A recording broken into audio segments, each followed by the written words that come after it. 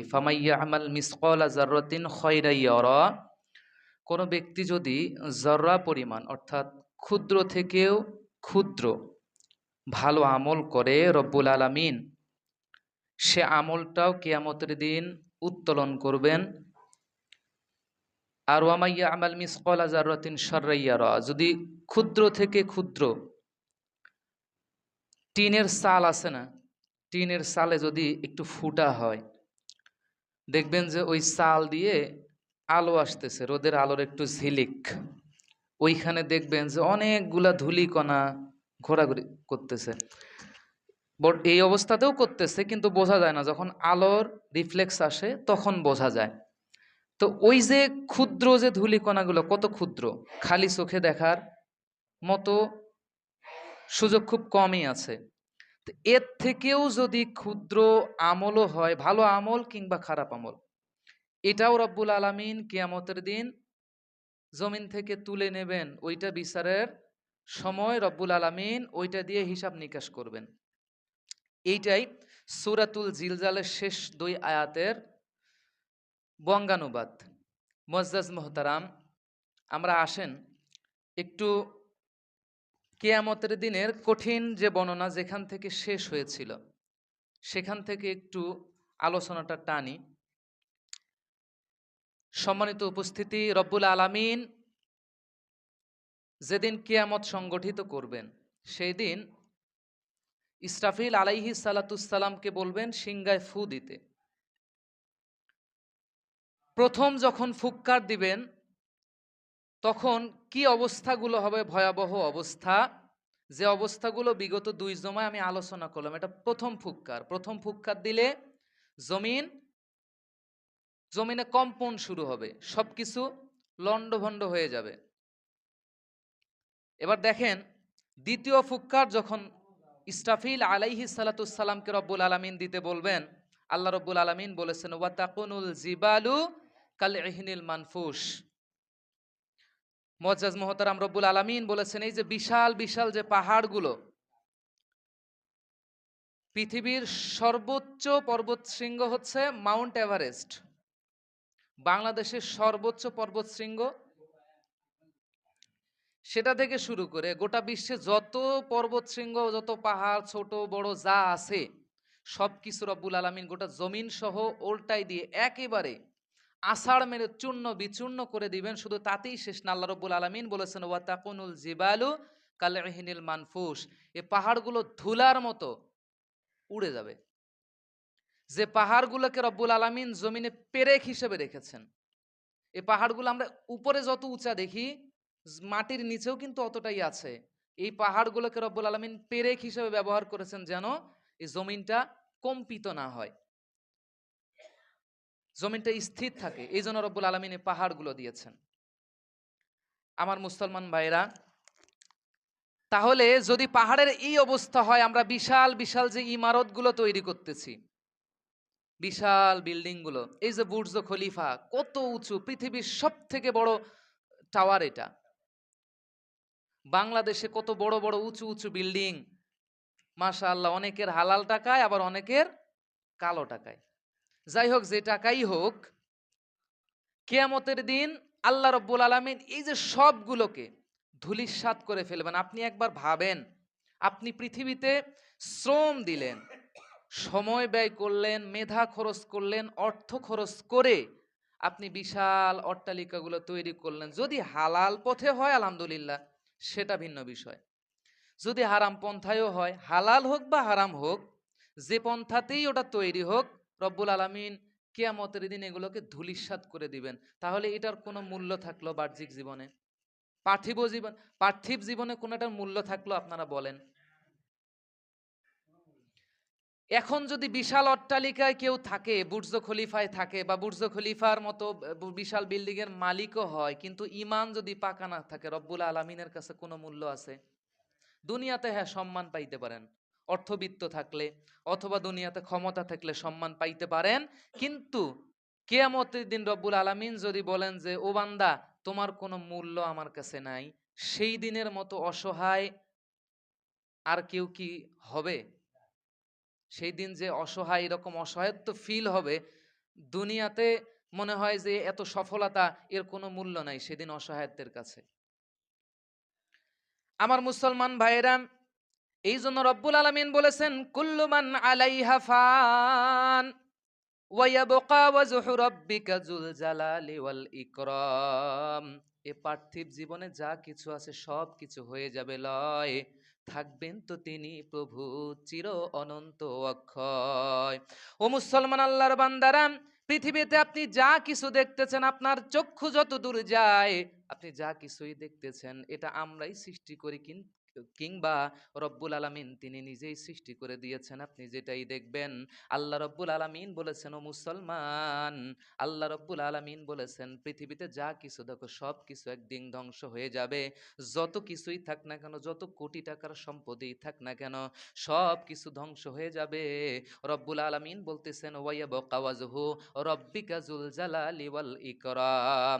ও বান্দা, সব কিছু তো ধ্বংস হয়ে যাবে, এতেই শেষ নয়।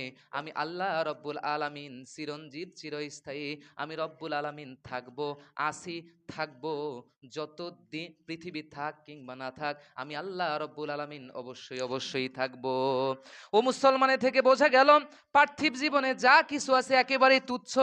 দুনিয়ার সম্পদ, এগুলোর মূল্য রব্বুল আলামিনের কাছে নাই। তাহলে রব্বুল আলামিনের কাছে আছে মূল্য শুধু আমাদের ঈমান আর আমাদের আমলের, ঠিক কিনা? আমার মুসলমান ভাইরা, আল্লাহ রাব্বুল আলামিন ইসরাফিল আলাইহিস সালাতুস সালামকে বলবেন দ্বিতীয় ফুৎকার দিয়ে দাও। দ্বিতীয় ফুৎকার দেওয়ার পরে তাণ্ডব ঘটে যাবে, পৃথিবীর সব কিছু ধ্বংস হয়ে যাবে।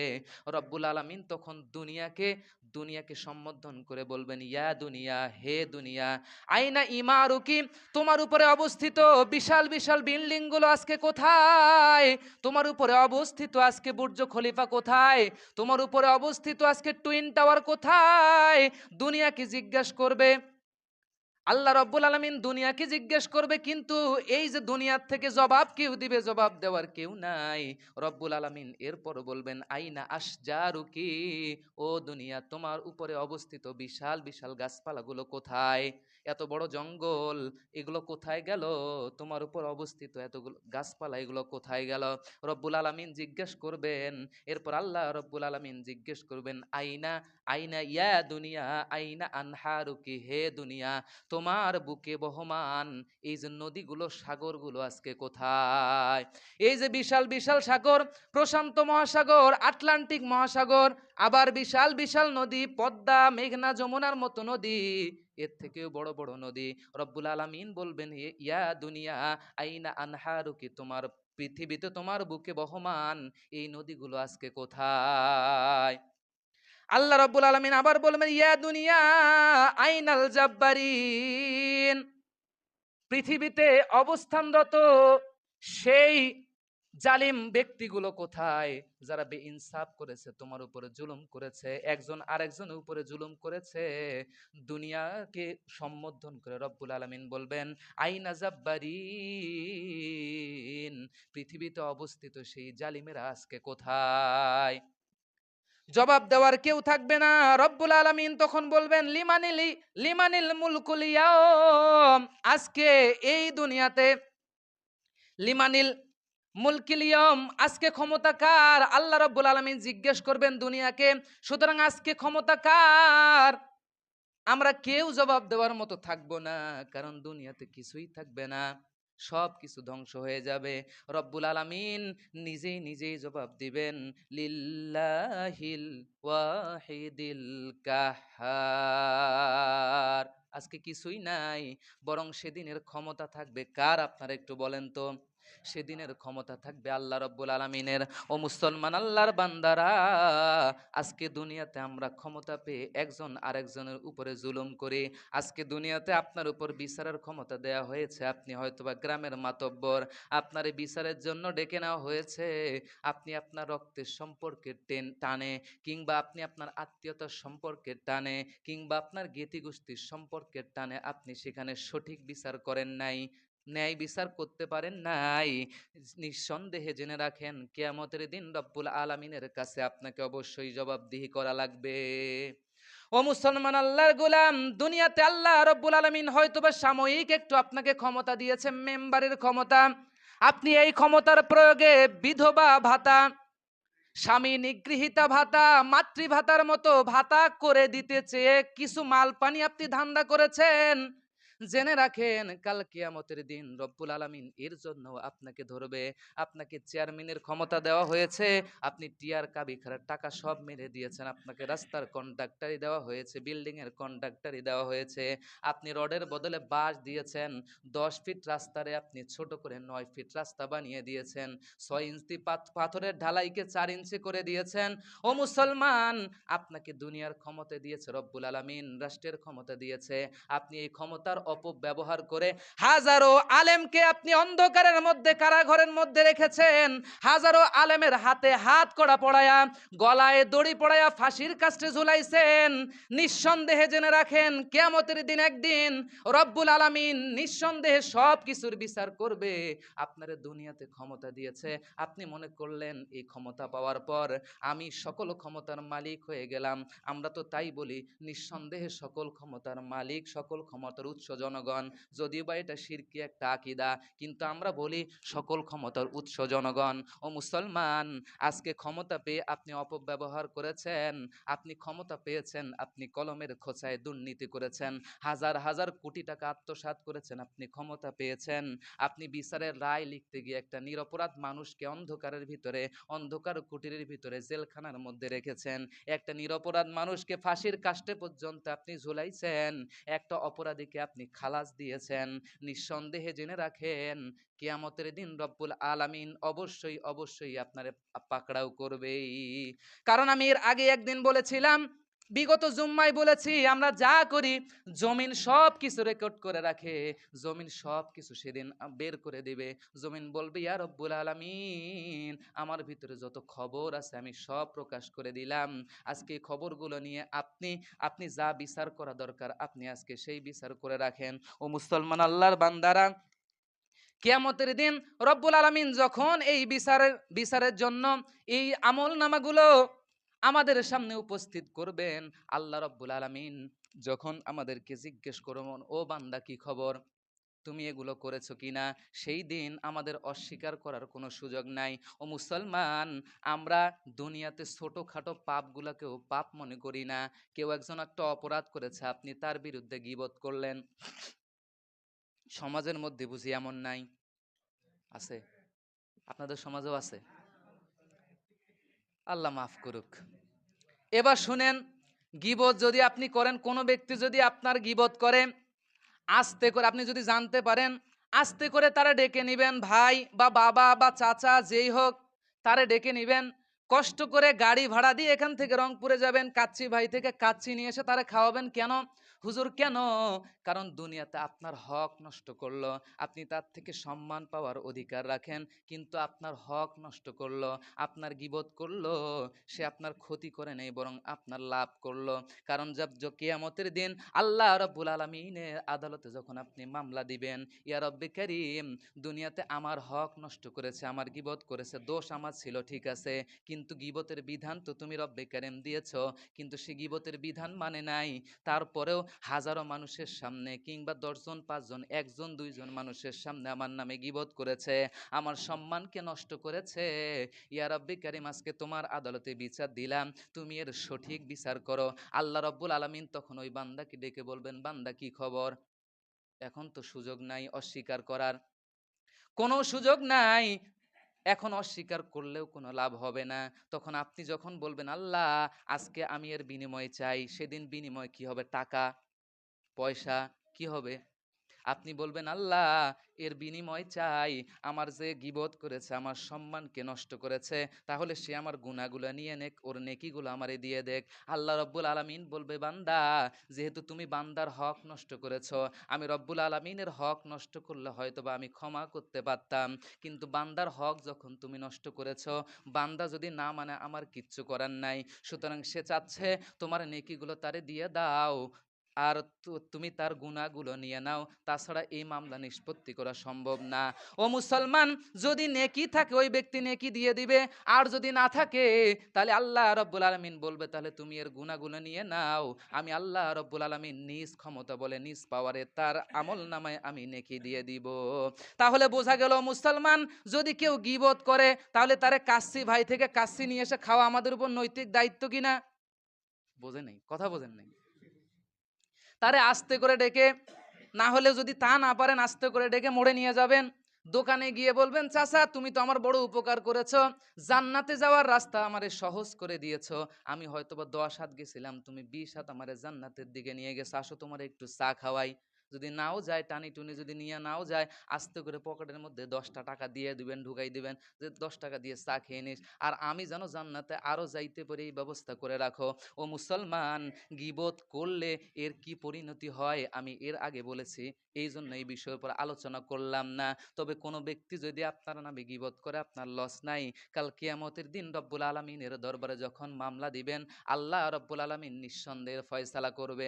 ও মুসলমান, তাহলে দুনিয়াতে আপনি যদি কারো হক নষ্ট করেন, আপনি দুনিয়াতে অন্যায়ভাবে কাউরে ধরে মারলেন, আপনার ক্ষমতা আছে, জোর আছে, আপনি ক্ষমতা দেখায়া আরেকজনকে প্রহার করলেন, সমানে পিটাইলেন, কিংবা আপনার ক্ষমতা আছে অন্যায়ভাবে আরেকজনের জমি দখল করে নিলেন, আপনার ক্ষমতা আছে আপনি আপনার বোনদেরকে ঠকাইলেন, জমির নির্দিষ্ট যতটুকু প্রাপ্যতা আপনি ততটুকু দিলেন না, আপনার ক্ষমতা আছে আপনি করলেন। ও মুসলমান, জেনে রাখেন কাল কিয়ামতের দিন, যেদিন রব্বুল আলামিনের বিচার ছাড়া অন্য কোনো বিচার থাকবে না, রব্বুল আলামিন তিনি হবেন বিচারক, সেই দিন আমাদেরকে অবশ্যই অবশ্যই ধরা খাওয়া লাগবে।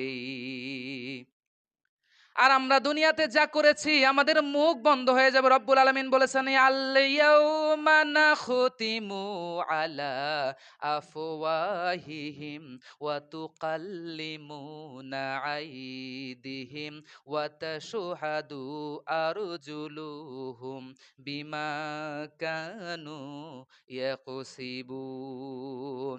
আমরা যা করেছি, দুনিয়াতে যা করেছি, সেদিন মুখ বন্ধ থাকবে, আমাদের কথা বলবে হাত। ও যুবক ভাইরা, আপনি রাস্তা দিয়ে চলার সময় চোখে সানগ্লাস লাগায়া এইভাবে আর চোখে তেড়া চোখে কোন মেয়ের দিকে তাকাইছেন, আল্লাহ রাব্বুল আলামিন এটারও সেদিন কিয়ামতের দিন আপনার থেকে ফয়সালা নেবে। আপনি মোবাইল স্ক্রল করতে করতে, এই যে হাত দিয়ে মোবাইল স্ক্রল করতে করতে কি রিলস দেখেছেন, নাকি কোনো উলঙ্গ মহিলার ডান্স দেখেছেন, কিংবা নেকেট ছবি ভিডিও ধারণ করা দৃশ্যগুলো আপনি দেখেছেন, নিঃসন্দেহে জেনে রাখেন কাল কিয়ামতের দিন রব্বুল আলামিন এটার জন্য আপনাকে আমাকে পাকড়াও করবে, কোনো সন্দেহ নাই। ও মুসলমান, আল্লাহর বান্দারা, এবার কিয়ামত সংগঠিত হয়ে গেল। সেই দিন দুইটা দলে মানুষ ভাগ হবে। একটা দল হচ্ছে জান্নাতি দল, আরেকটা হচ্ছে জাহান্নামী দল। রব্বুল আলামিন বলেছেন ফারিকুন ফিল জান্নাতি ওয়া ফারিকুন ফিস সাঈর। একটা দল হবে জান্নাতি, আর একটা দল হবে জাহান্নামী। জান্নাতি দল যারা হবে, এরা আমলনামা কোন দিক দিয়ে পাবে বলেন তো? আপনারা নিঃসন্দেহে জানেন কোন দিক দিয়ে? ডান হাতে পাবে। আল্লাহ রাব্বুল আলামিন এই যে ঘটনাটা বলেছেন সূরা হাক্কা ১৯ নম্বর আয়াত থেকে নিয়ে ৩৫ নম্বর আয়াত এই পর্যন্ত বিশাল একটা ঘটনা রব্বুল আলামিন বলেছেন। আল্লাহ রাব্বুল আলামিন বলেছেন ফাআম্মা মান উতিয়া কিতাবাহু বিয়ামিনিহি ফায়াকুলু হাউমু কুরাউ কিতাবিয়া। আল্লাহ রাব্বুল আলামিন বলেন যেদিন যারা জান্নাত পাবে সেই দিন এরা আমল নামা পাবে ডান হাতে, তাদেরকে আমল নামা দেওয়া হবে ডান হাতের সামনের দিক থেকে। তাদেরকে যখন তাদের হাতে আমল নামা দেওয়া হবে, আমল নামা পাওয়ার পর তারা কি বলবে শুনবেন, তারা বলবে ইন্নি জানান্তু আন্নি মুলাকিন হিসাবিয়া। আমি জানতাম আমাকে একদিন হিসাবের জন্য রব্বুল আলামিনের সম্মুখীন হওয়া লাগবে। কারণ আল্লাহ রব্বুল আলামিন বলেছেন একদিন কিয়ামত সংগঠিত হবেই। আগের আলোচনাগুলো ভুললে কিন্তু হবে না, ওই আলোচনার ধারাবাহিকতায় আসতেছে। ও মুসলমান, আল্লাহ রব্বুল আলামিন বলেছেন একদিন তোমাদেরকে নিঃসন্দেহে কিয়ামতের জন্য উত্থিত হতে হবে, কিয়ামতের জন্য তোমাদেরকে পুনরুত্থান ঘটানো হবে। এই যারা জান্নাতি হবে ডান হাতে আমল নামা পাবে। এরা বলবে আল্লাহ রব্বুল আলামিন তো বলেছিলেন আল্লাহ রব্বুল আলামিনের সম্মুখীন আমাদেরকে হওয়া লাগবে, সুতরাং আল্লাহ রব্বুল আলামিন আমাদেরকে তার সম্মুখীন আজকে করেছেন। ফাহুয়া ফি ঈশাতির রাদিয়া, তারপর তারা হবে আনন্দিত। এই যে আমল নামা পাওয়ার পর তারা আনন্দিত হবে। দুনিয়াতে যারা এ প্লাস পায়, একটু আমার দিকে তাকান, যারা এ প্লাস পায় রেজাল্ট শিট নিয়ে আনন্দে সবাইকে খবর দেয় না, দেয় না, দেয় কি দেয় না? এ প্লাস পাওয়ার খুশি নাই, এ খুশিতে সবাইকে খবর দিয়ে দেয়। এখন জান্নাতি যারা হবে, আপনার চূড়ান্ত সিদ্ধান্ত হয়েছে আপনি জান্নাতে যাবেন, এর থেকে বড় খুশির সংবাদ আর কিছু হবে? খুশিতে ওই জান্নাতি ব্যক্তিও সবাইকে আমলনামা দেখাবে, এই যে আমার আমলনামা দেখো, কত সুন্দর আমলনামা।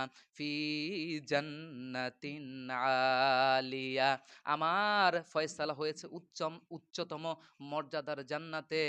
ও মুসলমান, যেখানে থাকবে আনহার নহর, জান্নাতের বর্ণনা এই ধারাবাহিকতায় সামনে জুমায় আছে ইনশাল্লাহ। মুআজ্জাজ মুহতারাম, ওইদিকে যাব না।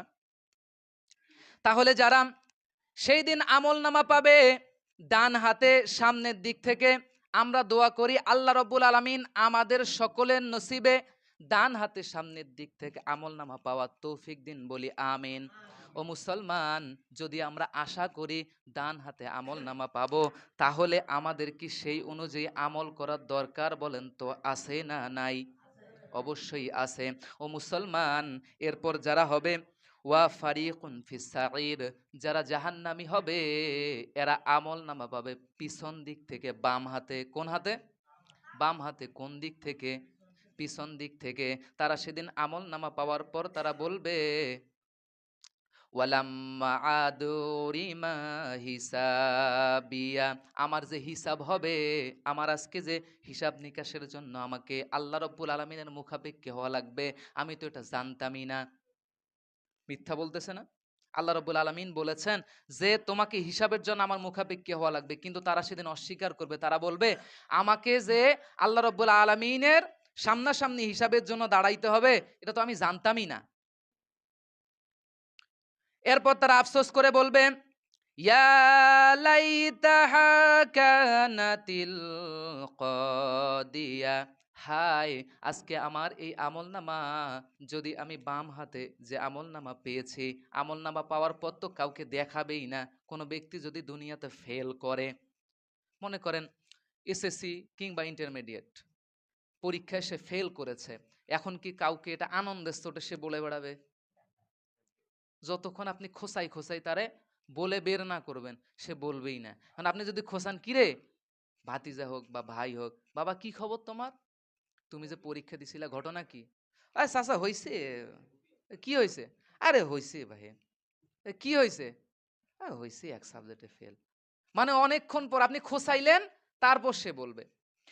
কিয়ামতের দিন যারা বাম হাতে পিছন দিক থেকে আমলনামা পাবে, তাদের অবস্থা হবে এরকম, আমলনামা তারা লুকায় রাখবে এবং তারা বলবে হায় আমার এই দিন যদি না আসতো, আমি যে মরে গেছিলাম, এই মৃত্যু ওই অবস্থায় যদি আমার জীবনটা শেষ হয়ে যেত, আজকে যদি পরকালীন দিবসে আমি আল্লাহ রাব্বুল আলামিনের মুখাপেক্ষী না হতাম, আমার জন্য এটাই ভালো হতো। আফসোস করে বলবে আমার জন্য এটাই ভালো হতো। আর রব্বুল আলমিনের কাছে আরজি করবে দুনিয়াতে পাঠানোর জন্য, যেটা গত জুম্মায় বলেছিলাম। ও মুসলমান, আল্লাহর গুলাম, এই অবস্থা যদি কাল কিয়ামতের দিন হয়, তাহলে বোঝেন আমাদের অবস্থা যদি ডানপন্থী আমরা যদি হই, তাহলে আলহামদুলিল্লাহ আল্লাহ রব্বুল আলমিনের কাছে মাফ পেয়ে গেলাম। কিন্তু যদি বামপন্থী হয়, অর্থাৎ বাম দিক থেকে যদি আমাদের আমল নামা বাম হাতে যদি পাই পিছন দিক থেকে, তাহলে আমাদের কি অবস্থা হবে আপনি একটু চিন্তা করেন। ও মুসলমান, আল্লাহর গোলাম, তাহলে যদি আমরা জান্নাতে যাইতে চাই, এবার রব্বুল আলামিন বলতেছেন ফামাইয়া আমাল মিসকালা জাররাতিন খায়রান ইয়ারা। ও দুনিয়ার মানুষ, তোমরা যদি জান্নাত পাইতে চাও, ইয়া আইয়ুহাল্লাযিনা আমানু, হে ঈমানদারেরা, তোমরা যদি জান্নাতে যাইতে চাও, তাহলে আমাদের জন্য কাজ কি? ভালো আমল করা লাগবে, আর সেই ভালো কাজ করা লাগবে, সেই অনুযায়ী আমল করতে হবে, তাহলে আমরা জান্নাতে যাইতে পারবো। এবং আল্লাহ রাব্বুল আলামিন আরো বলেছেন, ফামাইয়া আমাল মিসকালা যাররাতিন খায়রান ইয়ারা, তোমরা যদি একেবারে ক্ষুদ্র পরিমাণ অণু পরিমাণ আমলও করো, আমি আল্লাহ রাব্বুল আলামিন এই ওসিলাতেও তোমারে মাফ করতে পারি।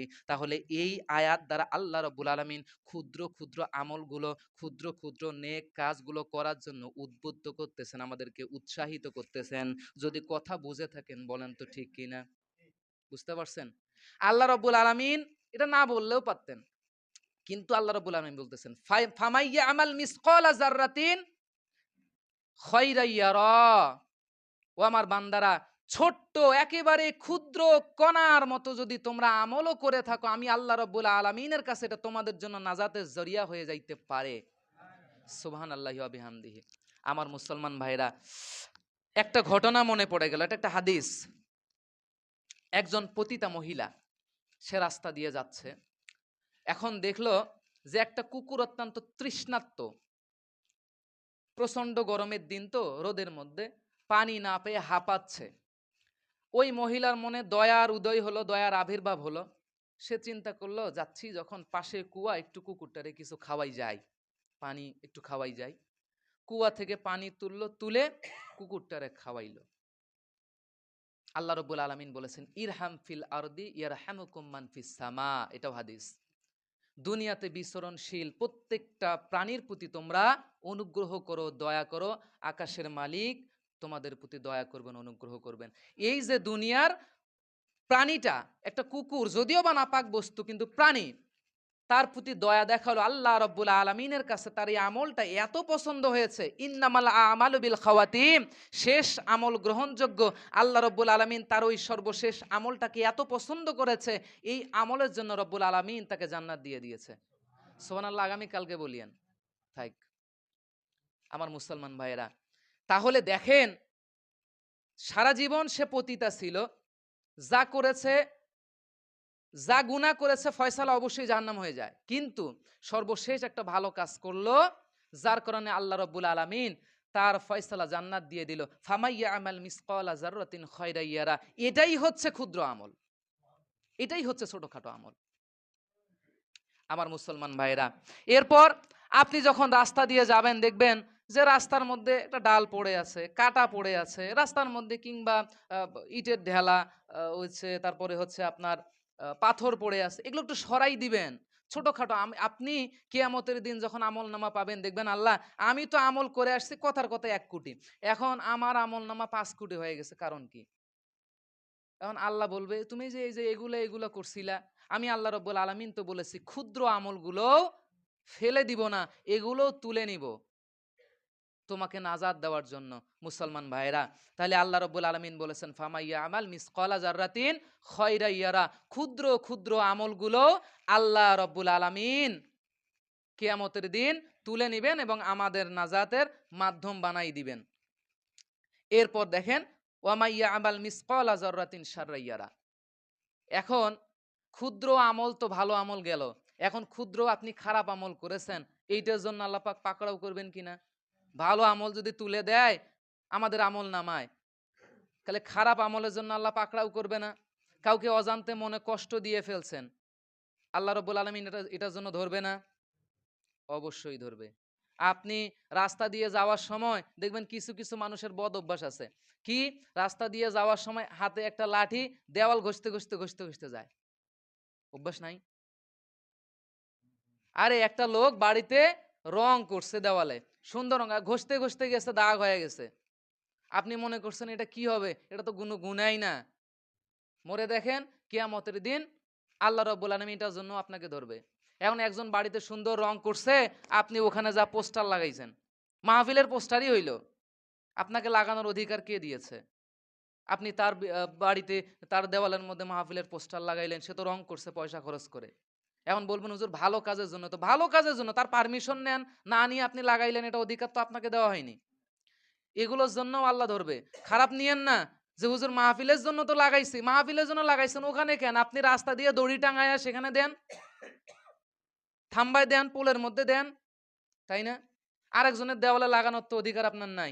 একজন বাড়ি বানায় কত কোটি টাকা খরচ করে, রং করে, কত টাকা খরচ করে, আপনি কি হিসাব নিয়েন। এখন মসজিদের জন্য, ভালো কাজের জন্য হুজুর লাগাবো, গুনাহ হবে না। এটার জন্য আল্লাহ রাব্বুল আলামিন ধরবেন। ও মুসলমান, আপনি কাউকে আপনার মুখের সামনে, তার মুখের সামনে আপনি অপমান করেছেন, মনে করবেন তার ভিতর তো দোষ আছে, আমি অপমান করলাম, এটার জন্য রব্বুল আলামিন কিয়ামতের দিন ধরবে। এই জন্যই তো আল্লাহ রাব্বুল আলামিন বলেছেন, ওয়া মা ইয়ামাল মিসকালা যাররাতিন শাররা ইয়ারা। এই আয়াতের শানে নুজুল ভুলে গেছেন? একটু বলি, এই আয়াতটা কেন নাজিল হয়েছিল বলেছিলাম না? তৎকালীন সময়ে মানুষ ছোট ছোট ক্ষুদ্র ক্ষুদ্র গুনাহ যেগুলো, এগুলোকে গুনাহ মনে করতো না। গুনাহ মনে না করে তারা সমানে গুনাহ করত, আর মানুষকে, ফকিরদেরকে, সায়েলদেরকে সামান্যতম দানও করতো না।